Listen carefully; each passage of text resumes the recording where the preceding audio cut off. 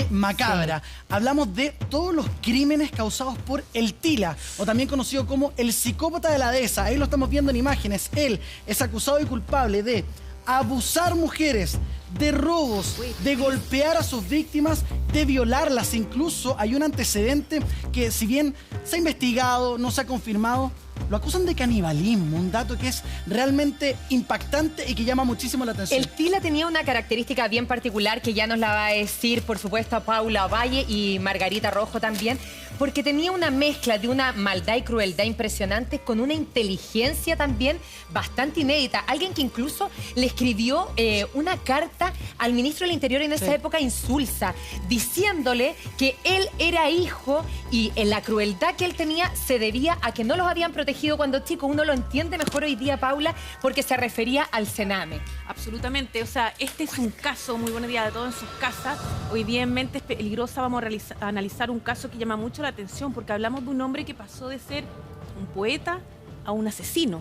O sea, tenía una dualidad en su personalidad que llama muchísimo la atención y que por eso ha sido elegido el día de hoy para poder analizarlo junto a la psicóloga forense y analista Margarita Rojo. Es un personaje que tiene muchas caras, muchas facetas, una persona que terminó quitándose la vida al interior de la cárcel, pero antes de eso dio entrevistas y una de ellas se la dio a la periodista Paulina Allende de Salazar en Informe Especial. Una entrevista notable, donde da cuenta claramente de la forma en que él enfrentaba cada uno de los cargos que se le imputaron en su momento, cargos que él prácticamente minimizaba, que él trataba de justificar y siempre presentándose como la víctima en toda esta historia. Es realmente impresionante. No deja de llamar la atención escucharlo a él. A continuación ustedes lo van a poder escuchar también de cómo enfrentó esos cargos, de cómo trató de justificarlos, pero más aún entender cómo funcionaba esta mente peligrosa. Mentes Peligrosas.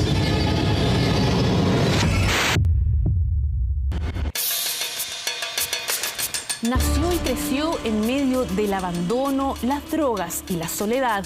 A los 14 años cometió su primera violación. Nos referimos a Roberto Martínez Vázquez, alias El Tila.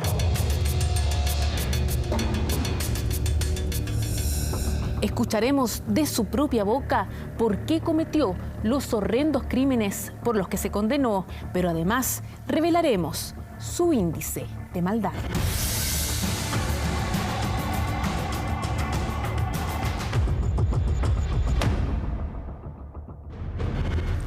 No hay quien se olvide de esta crónica roja, una de las peores conocidas en el registro policial chileno. Un joven de tan solo 25 años que mató y violó a cada una de sus víctimas y que fue tristemente conocido como el psicópata de la dehesa. ¿Por qué pasaste tanto rato dentro de las habitaciones, dentro de los lugares? ¿No medían los riesgos? Porque pasando 10 horas dentro de un domicilio corres mucho más riesgo de ser detenido. En ese momento uno queda más atrapado todavía. ¿Por qué? Porque ahí es donde realmente empieza la lucha interna. ¿Qué es esa lucha interna? Chuta.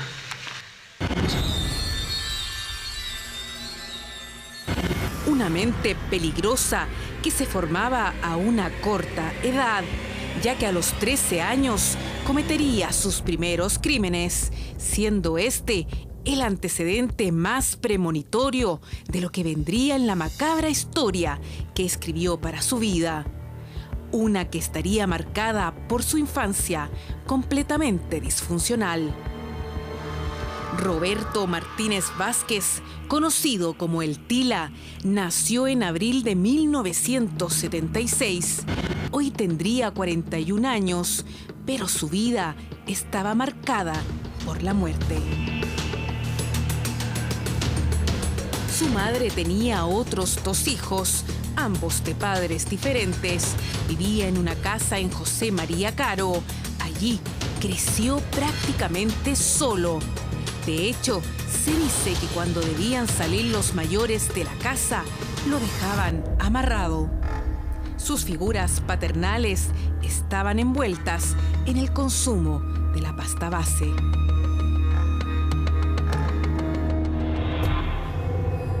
Fue una infancia muy pobre, en que fue muy abusado sexualmente. Y de alguna manera esa pobreza a él lo marcó de una manera especial. El Tila era golpeado, era maltratado, y entonces él se iba a deambular solo para arrancarse un poco de esto. Desde muy pequeño estuvo involucrado ya en lo que es el Sename. A los 4 años él lo toman por vacancia. Porque es ridículo en un niño de 4 años, ¿no? En negligencia, ¿no? Padre ausente, mamá esquizofrénica, según lo que él señala y que se puede constatar a veces por los vecinos. Tenía tíos también que abusaban de él, maltratos. En ese contexto se crió y pasó gran parte de su vida en centros de readaptación de menores y en diversas poblaciones. Sin sustento y una red familiar y solo, se comenzaba a configurar un verdadero delincuente. De esto mismo podremos verlo hablar en instantes y en primera persona. Al menos como regla consciente. Él en un momento fue considerado el niño símbolo del Sename. Salían revistas como este niño que pintaba, que cantaba, que hacía poesías. Yo creo que era un manipulador absolutamente de las circunstancias. A veces impresionaba como que él era también un pintor. Había una capacidad de expresión, de emociones difíciles, tratando de comunicar y de llamar la atención en el buen sentido, desde los aspectos carentes. Entonces, era un niño llamativo y tuvo esas oportunidades, pero finalmente se nos escapó de las manos igual.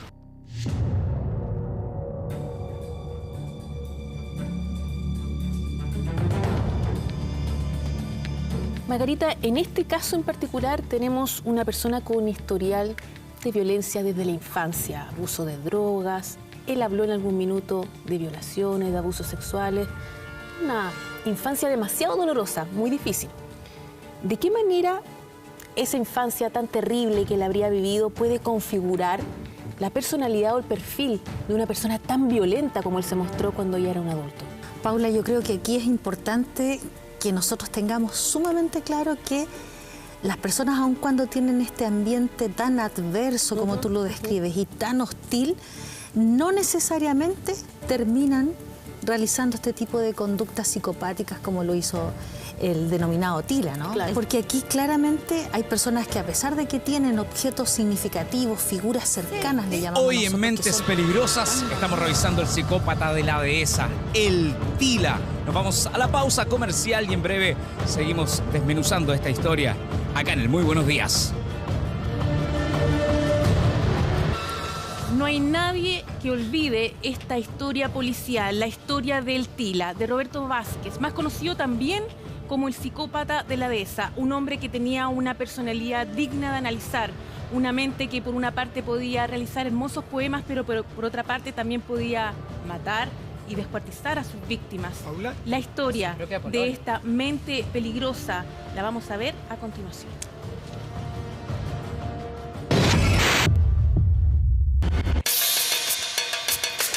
Nació y creció en medio del abandono, las drogas y la soledad. A los 14 años cometió su primera violación. Nos referimos a Roberto Martínez Vázquez, alias el Tila.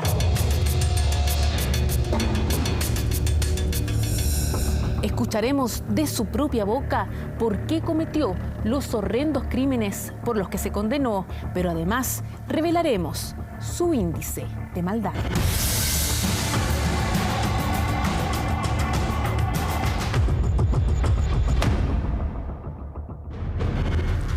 No hay quien se olvide de esta crónica roja, una de las peores conocidas en el registro policial chileno. Un joven de tan solo 25 años que mató y violó a cada una de sus víctimas y que fue tristemente conocido como el psicópata de la dehesa. ¿Por qué pasaste tanto rato dentro de las habitaciones, dentro de los lugares? ¿No medían los riesgos? Porque pasando 10 horas dentro de un domicilio corre mucho más riesgo de ser detenido. En ese momento uno queda más atrapado todavía. ¿Por qué? Porque ahí es donde realmente empieza la luz interna. ¿Qué es esa lucha interna? Chuta.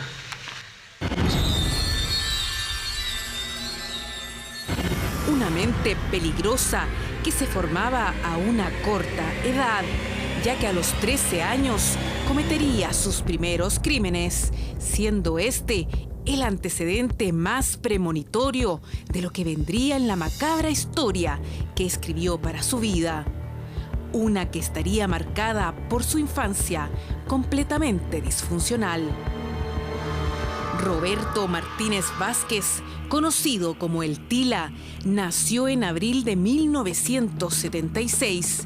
Hoy tendría 41 años, pero su vida estaba marcada por la muerte. Su madre tenía otros 2 hijos, ambos de padres diferentes. Vivía en una casa en José María Caro. Allí creció prácticamente solo. De hecho, se dice que cuando debían salir los mayores de la casa, lo dejaban amarrado. Sus figuras paternales estaban envueltas en el consumo de la pasta base.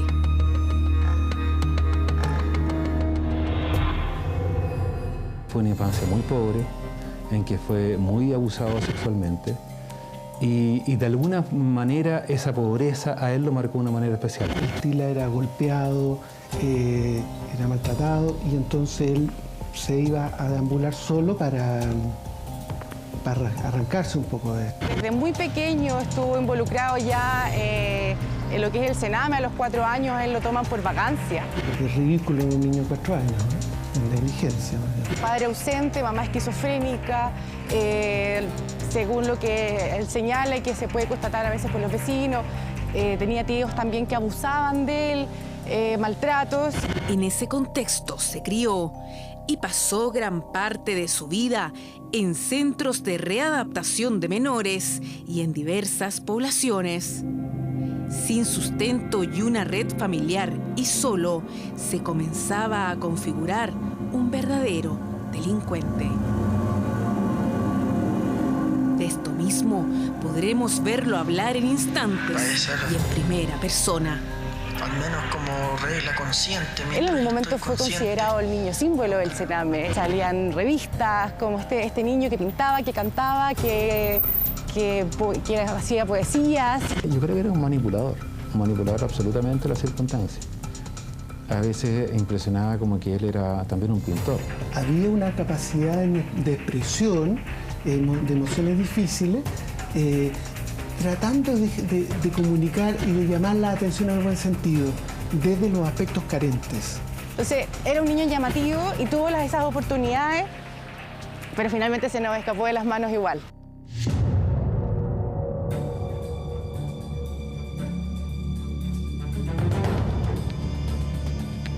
Margarita, en este caso en particular tenemos una persona con historial de violencia desde la infancia, abuso de drogas. Él habló en algún minuto de violaciones, de abusos sexuales.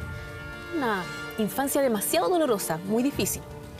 ¿De qué manera esa infancia tan terrible que él habría vivido puede configurar la personalidad o el perfil de una persona tan violenta como él se mostró cuando ya era un adulto? Paula, yo creo que aquí es importante que nosotros tengamos sumamente claro que las personas, aun cuando tienen este ambiente tan adverso como tú lo describes y tan hostil, no necesariamente terminan realizando este tipo de conductas psicopáticas como lo hizo el denominado Tila, ¿no? Claro. Porque aquí claramente hay personas que, a pesar de que tienen objetos significativos, figuras cercanas, le llamamos nosotros, que son tan dañinas, tan destructivas, no terminan en eso. Y hay algunas cosas que pueden aparecer acá que nosotros nos podría describir como esta persona. Entiendo. Se identifica con el agresor, pero además tenemos que sumarle algo muy importante. En el caso de los psicópatas, nosotros sabemos que tienen ellos una predisposición y que si el ambiente favorece para que, en este caso adverso y hostil, esta psicopatía se va a desarrollar. Perfecto, se va gatillando. Exactamente, tiene más probabilidades de que se desarrolle. Ahora, en este caso también en particular hay una historia familiar con problemas psiquiátricos, incluso esquizofrenia. ¿Eso pudo haber afectado también? sido algo que ayudara a gatillar esta psicopatía? Hacen pensar que hay elementos en el ADN y hay otros que sabemos desde la neurociencia que funciona un sistema nervioso de forma diferente, ¿no? Donde hay ciertas áreas que no se conectan, como las emociones con el pensamiento. Pero sí vemos que esta madre, a lo mejor con algún tipo de esquizofrenia, y con todas estas personas muy dañadas, pudieron también tener algún elemento fundante en la personalidad del Tila. Ahora podemos entender la forma tan violenta que tuvo de actuar.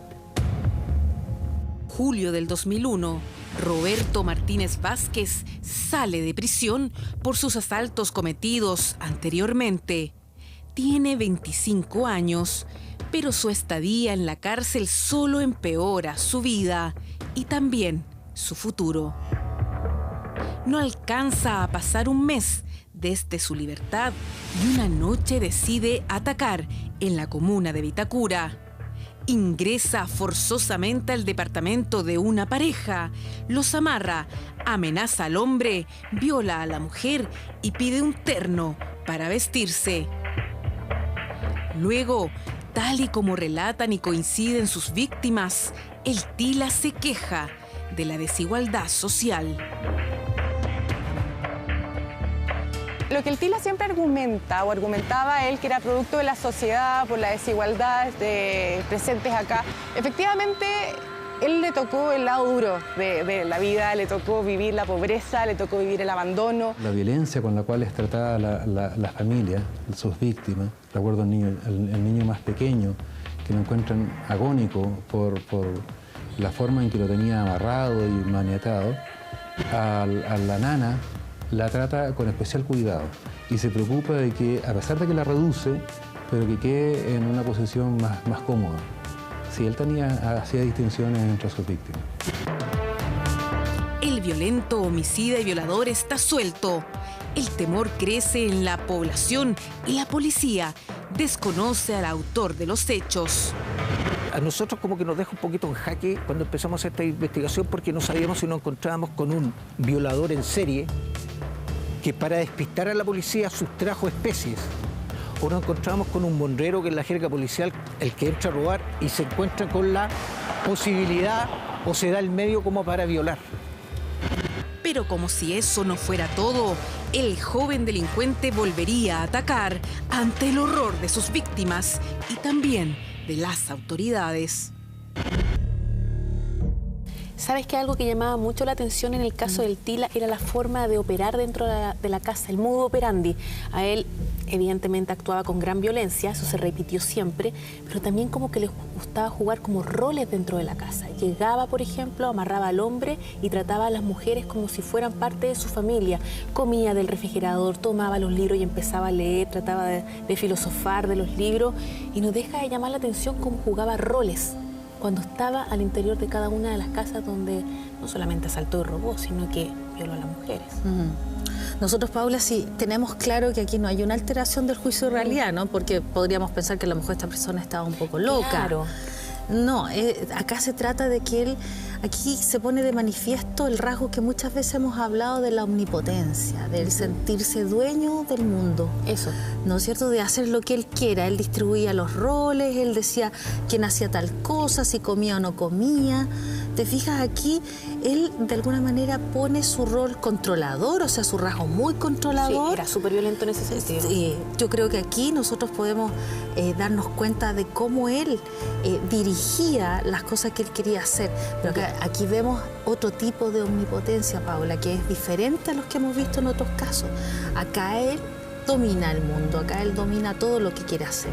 Entiendo. Ahora, ¿de qué da cuenta un hecho súper particular que siempre ha sido recordado en el caso de Tila? Que él, cuando entraba a las casas, que eran casas de gente muy adinerada, a las mujeres las amarraba, las golpeaba con violencia, pero a la asesora del hogar, a la nana, no la tocaba por ningún motivo. Aquí nuevamente vemos que él logra, ¿no es cierto?, poner un control, pero él dirige sus impulsos sádicos. ¿Y con quién va a dirigir sus impulsos sádicos? Con aquellas personas que le recuerden lo que él no es o lo que él no alcanzó. Entiendo. Que tiene que ver con esto de que eran personas adineradas, personas que él quisiera haber ocupado ese lugar. y a esas personas dirigía sus impulsos más sádicos. O sea, hay mucho rencor de por medio en ese sentido. Exactamente. Extremado, por cierto, porque todos podemos ser rencorosos, pero lo de él era muy fuerte. Había un resentimiento en él. Puede haber sentido que él no se merecía la vida que tenía, porque él se consideraba una persona intelectual, una persona inteligente, y de hecho se lo reconocieron en muchas oportunidades. Exacto. Pero para él no era suficiente, porque a pesar de que tenía esas características, él veía que no podía conseguir lo que tenían los ricos.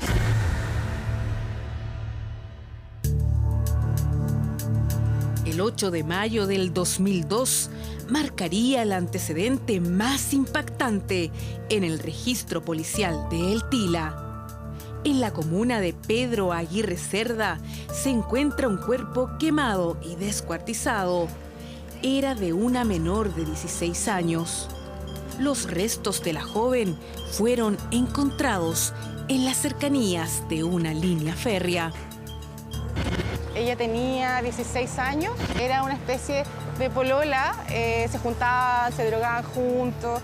Y la Brigada de Homicidio hace un trabajo sumamente sigiloso y profesional, como les corresponde a ellos, y da con un autor, que era la pareja de Maciel en ese entonces, pero nunca se pudo relacionar que ese autor era el mismo autor del Huinganal, del Rosal, de Bartolomé de las Casas y del que tenía en este momento tanto un magistrado como la policía en jaque. Porque la mató, la descuartizó y la quemó.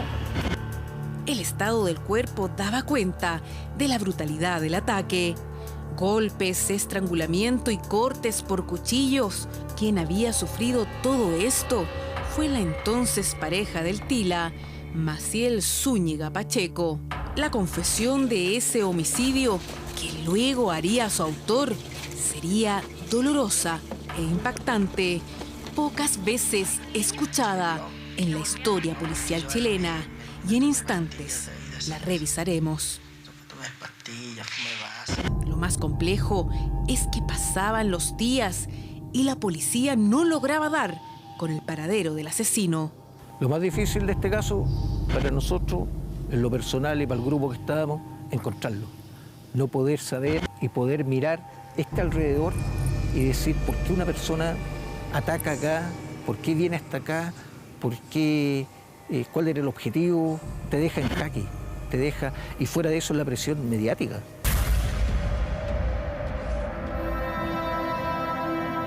Es impactante ver que cuando se le hicieron las pruebas psicológicas, las psiquiátricas a este hombre, los especialistas determinaron que tenía un nivel intelectual por encima del promedio. O sea, era más inteligente que el resto de los comunes, ¿no es cierto?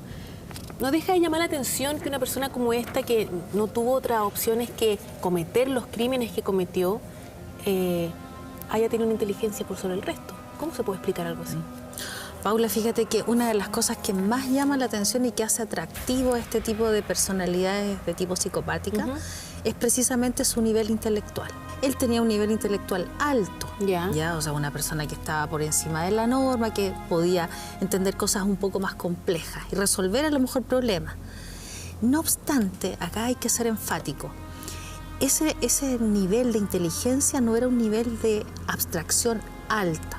¿Eso qué quiere decir? Eso, Paula, significa que cuando uno tiene un nivel de abstracción alta, significa que puede reflexionar y pensar acerca de su propio comportamiento. Te entiendo. Porque fíjate, cuando se empieza a pensar acerca de tu propio comportamiento, tú empiezas a evaluar si tu comportamiento está bien o está mal, no solamente a los demás, sino que a ti mismo. Y eso te lleva, de alguna manera, a sentir culpa si es que estás haciendo algo malo y también a sentir empatía. Pero los crímenes de Roberto Martínez Vázquez continuarían y con similar violencia. En mayo del 2002, en calle Rosal, el Tila, bajo el mismo modus operandi, vuelve a atacar. Nuevamente amarra y daña a una pareja en su hogar. Aquí comete 2 delitos: robo con violación en el caso de la mujer y robo con violencia en el caso del hombre. El tipo era muy osado, a pesar de que no era una contextura muy gruesa, no era... Pero el tipo era muy aguerrido. En ese sentido era un patrón calcado.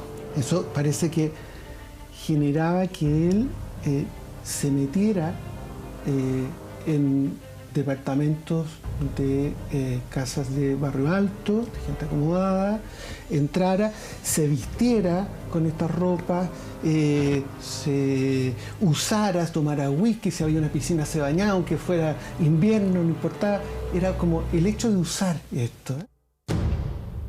Un mes después comete su tercer ataque, desde que saliera de prisión.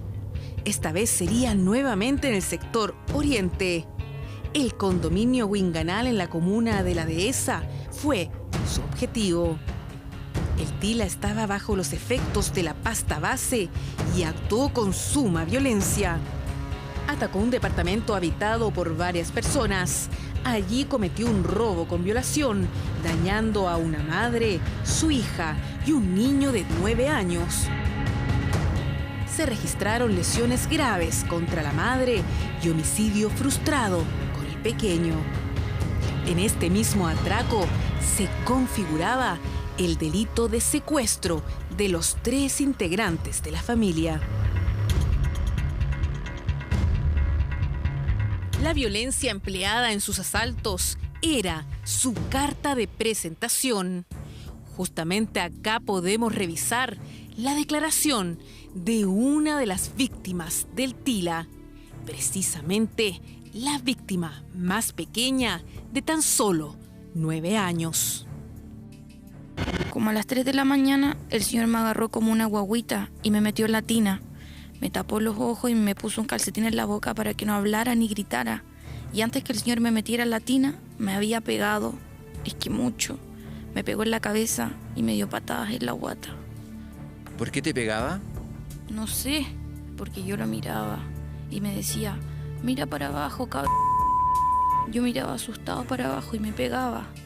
Después me dijo que si yo no paraba de moverme, me iba a matar. Después me dio droga para que me quede dormido. Y me quedé dormido.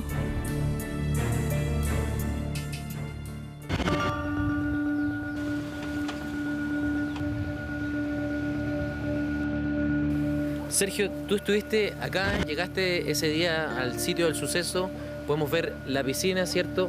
¿Cómo fue que él llegó acá al condominio del Winganal? ¿Cómo atravesó, cierto? ¿Estos barrotes existían o no existían? Dentro de la investigación que se realizó, él ingresa saltando este cerco, se tira a la piscina, sale de la piscina en junio, el tiempo que, y él se viste con ropa que estaba afuera de los departamentos. No deja ningún rastro que nos indique a nosotros, digamos, una secuencia de poder darnos cuenta de que es una persona que sale de una piscina, camina, lo que le favorece el pasto. Ahora, tú tienes que entender de que él iba descalzo. En el mes de junio, invierno, húmedo, entonces a nosotros nos desconcertó en ese momento. Se vistió con ropa ajena que iba sustrayendo e ingresó subiendo, escaló hasta el segundo piso y entró por el ventanal que daba un dormitorio. Se repetía un patrón en sus delitos. 3 oportunidades, 3 departamentos situados en un segundo piso y teniendo como objetivo la violación de las mujeres que allí habitaban. Que reventó la bomba con el Winganal y empezaron a unir clavos de a poquito. No fue una cosa lo que sospecharon que fuera Roberto Martínez, sino que fueron varias cosas que fueron sumando. Y notaron algunos detectives que estos 3 casos eran muy parecidos. Los 3 hechos que nosotros estábamos manejando en ese momento a través de lo que pasó en el Winganal y apariciones de otras denuncias y las víctimas contactándose con la policía, empezamos a darnos cuenta de que estamos hablando de una persona que el modo operandi era similar. Son parejas donde llega este delincuente, los ataca, los amarra, a las mujeres las viola frente del marido. No solo los viola, los roba y se va, sino que él se queda durante toda la noche. En los 3 casos, él se queda durante toda la noche, se toma los tragos de la casa, saca los cigarros, ve tele. Él se queda durante toda la noche en las casas que estaba atacando. Después sacaba la ropa de los dueños de casa y se iba. Porque nosotros no sabíamos que era la misma persona, sino que tratábamos de asimilar que era algo particular que se repetía. Un joven un vocablo no muy vulgar, pero violento. Por ejemplo, al niñito a quien trata muy violentamente, lo recrimina diciéndole que él es rico, de qué se queja si lo tiene todo. Él tenía no sé, algún sentimiento de privación. Todos estos detalles fueron analizados pericial y científicamente por los investigadores. Y cuando se empieza a buscar al Tila, uno de los rasgos que se empieza a pesquisar es la herida que una de las damas que se enfrentó a él, víctimas de él, le había propinado con un cuchillo de comida en la espalda.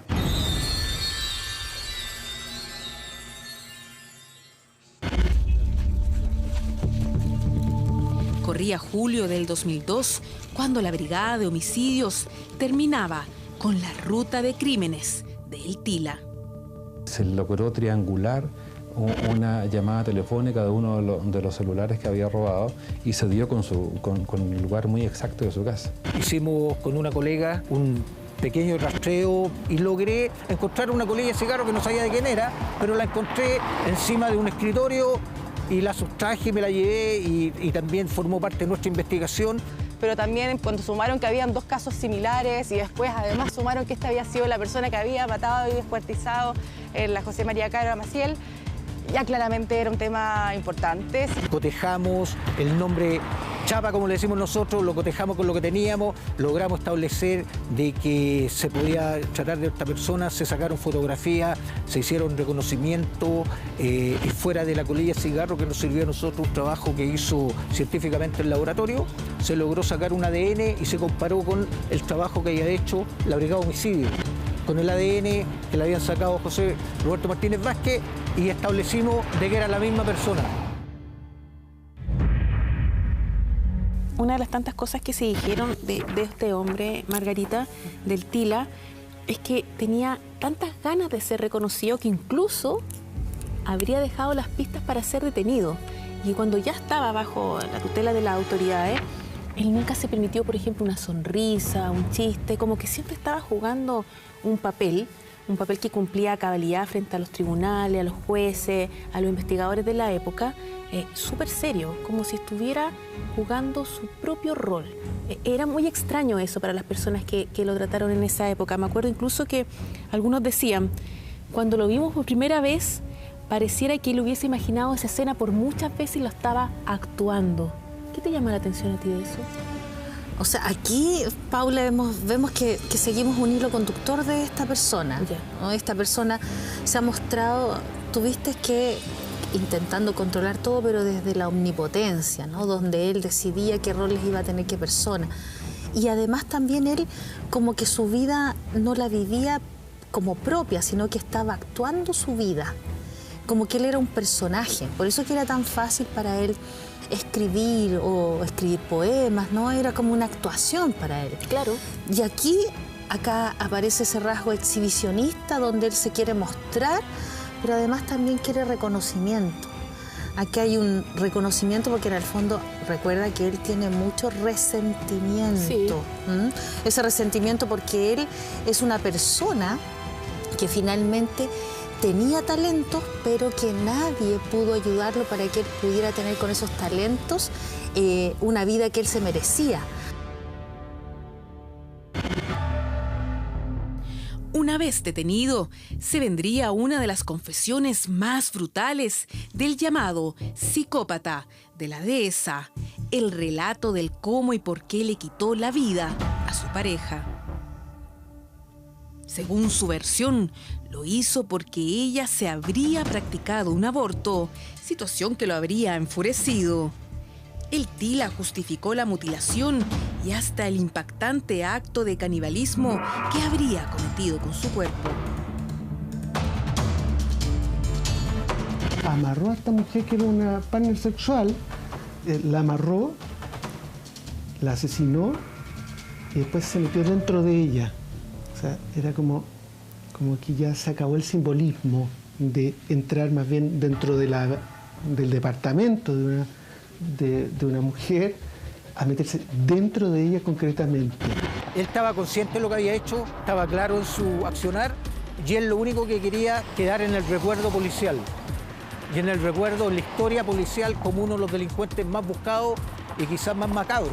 Yo creo que el Tila, durante el proceso judicial, él empezó a fantasear y empezó a construir un personaje para seguir llamando la atención. Él dice que se comió sus órganos. Efectivamente, no hay ninguna prueba de que lo haya hecho. Durante los interrogatorios y agobiado por las pruebas de ADN que lo situaban en uno de los sitios del suceso, confesó también ser el autor de los asaltos y las violaciones. Fue en el programa Informe Especial donde Martínez Vázquez habló en exclusiva de los crímenes que se le acusaban.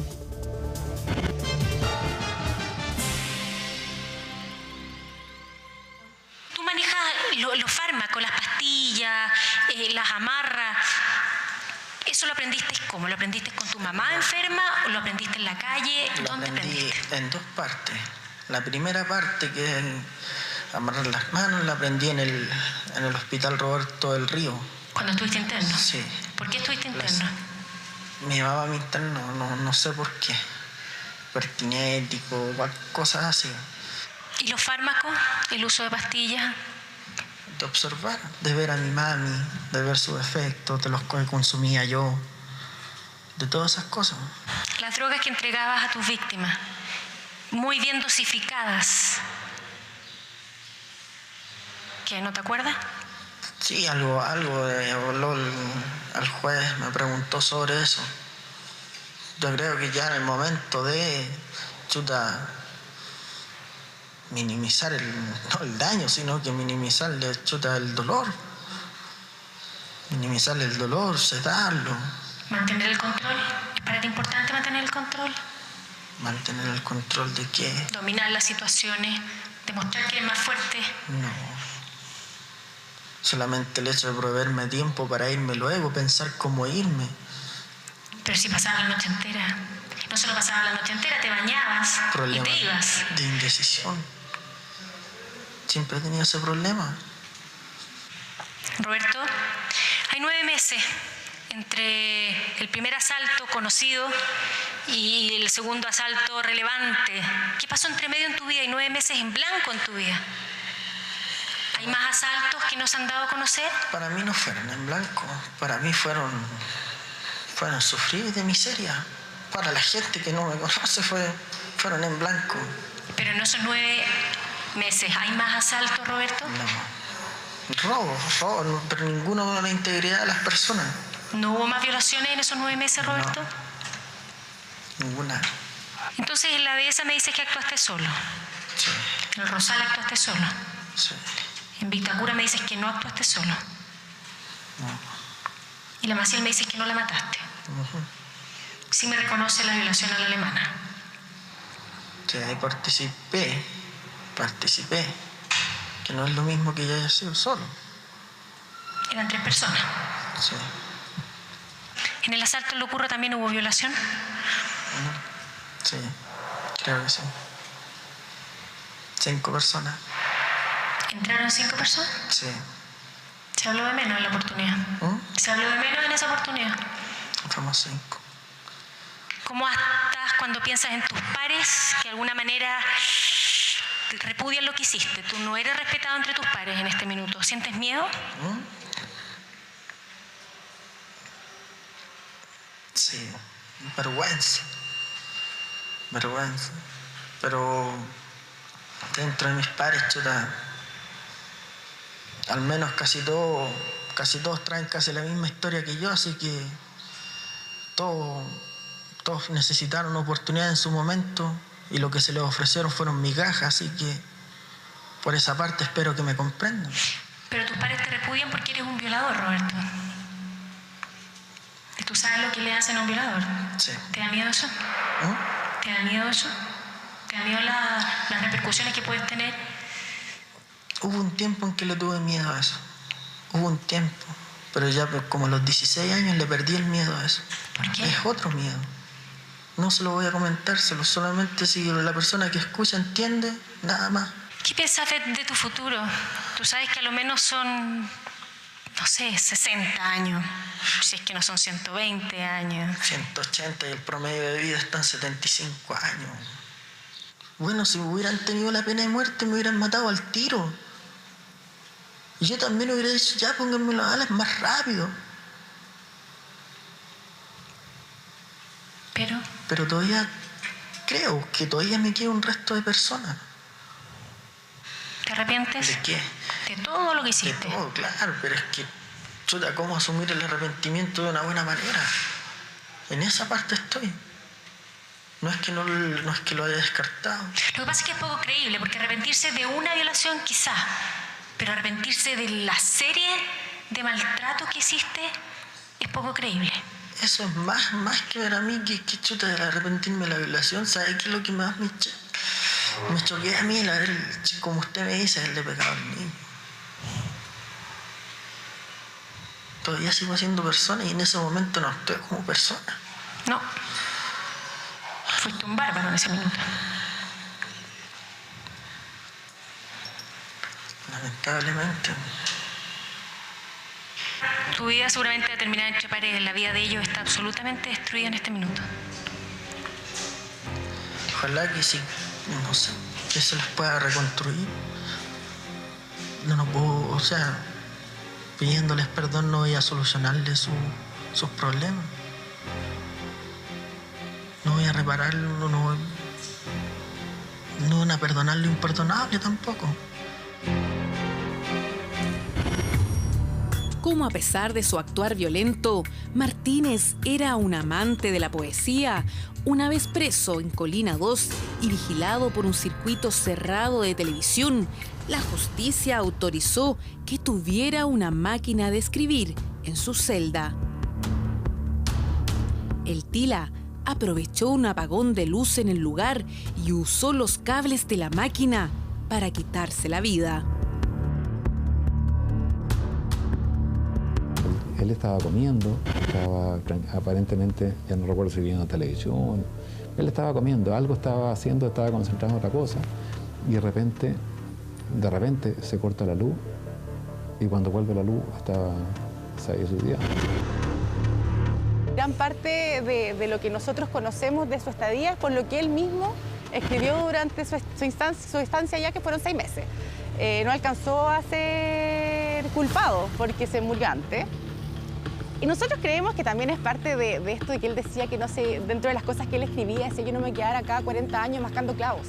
Fíjate, como que una de las cartas que dice que él no encuentra que esta vez estar preso se lo merecía, pero que no pensaba en pagar, en recibir esa pena.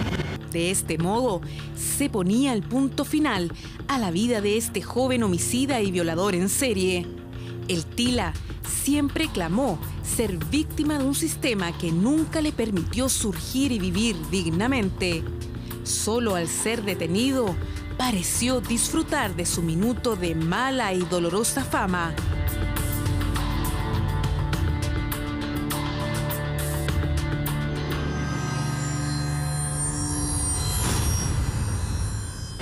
Roberto Martínez aprovecha la primera oportunidad que encuentra para quitarse la vida solo 5 meses después de que fue detenido.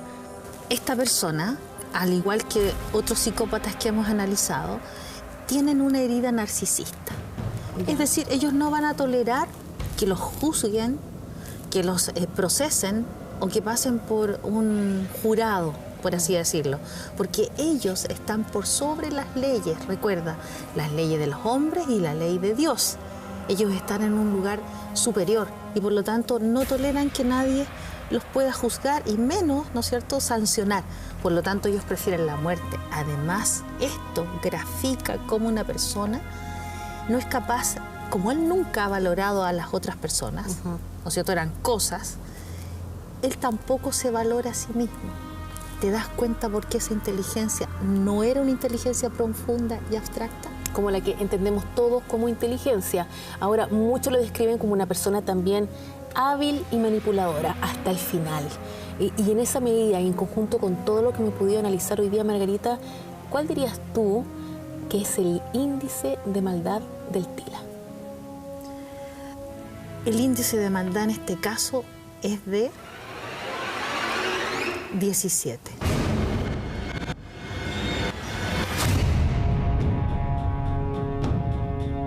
¿Y sabes por qué? Porque aquí, si bien es cierto, no se pudo establecer fehacientemente los hechos, dado que él se suicidó y no continuó la investigación, existen muchos elementos. Recordemos, Paula, que aquí estamos frente a una desviación sexual importante, o sea, había una sexualidad perversa. Hay asesinatos, hay torturas. Cuando él ingresaba a las casas, torturaba. Él tenía un importante nivel de sadismo, de exhibicionismo también. Y eso hace que él configure ese índice de maldad. Es peligrosas. Se refirió a sus víctimas de alguna manera especial, justificaba todos sus actos y jamás hizo un mea culpa respecto de la forma violenta que tuvo de actuar.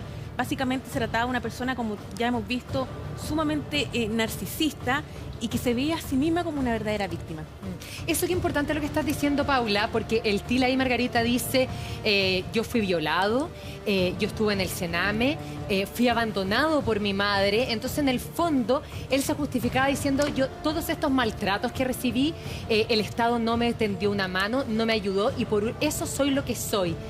¿Qué tan cierto es eso? ¿La sociedad te puede convertir en un psicópata por falta de ayuda?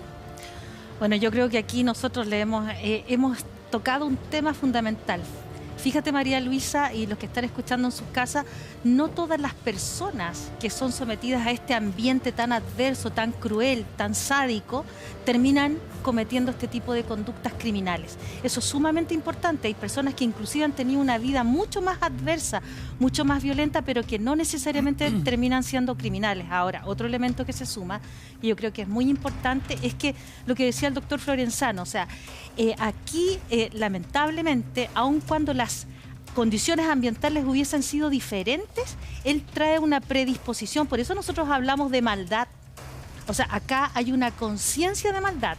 Él tiene juicios de realidad, por lo tanto hay un libre albedrío. Él podría haber decidido, pero aquí pesa más elementos, por ejemplo, del sistema nervioso que funciona de una manera diferente, o algunos podrían decir acá hay un ADN diferente.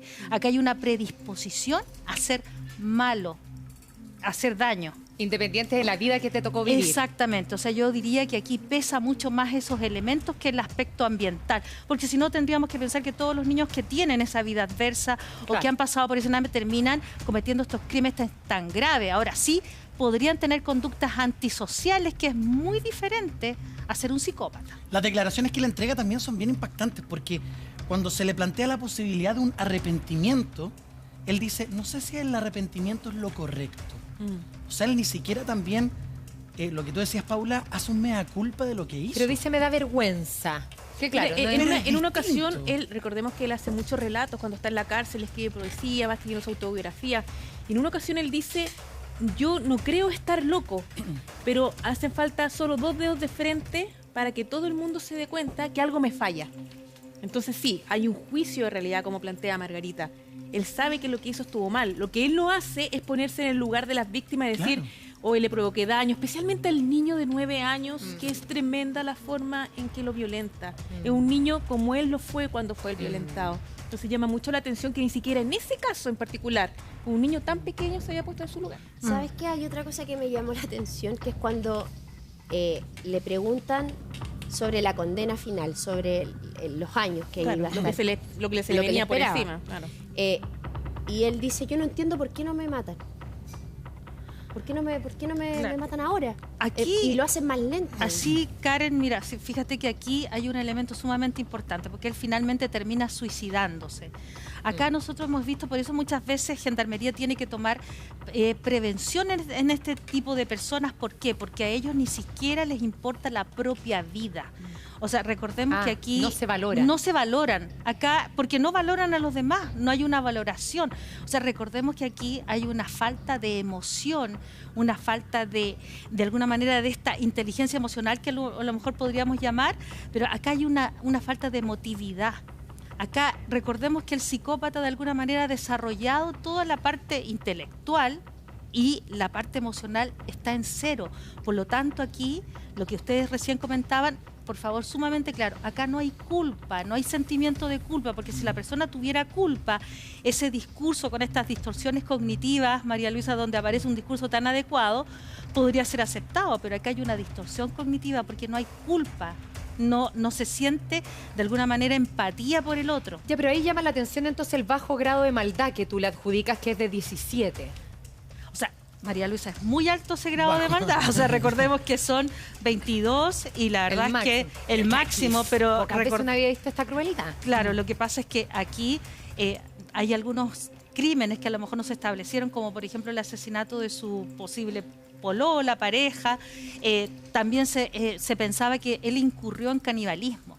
O sea, estos elementos sádicos, un violador serial tenemos acá, una persona tremendamente sádica y cruel, nos hacen pensar, ¿no es cierto?, en un nivel de 17 que es altísimo. Una mente peligrosa, sin duda, Margarita, Paula.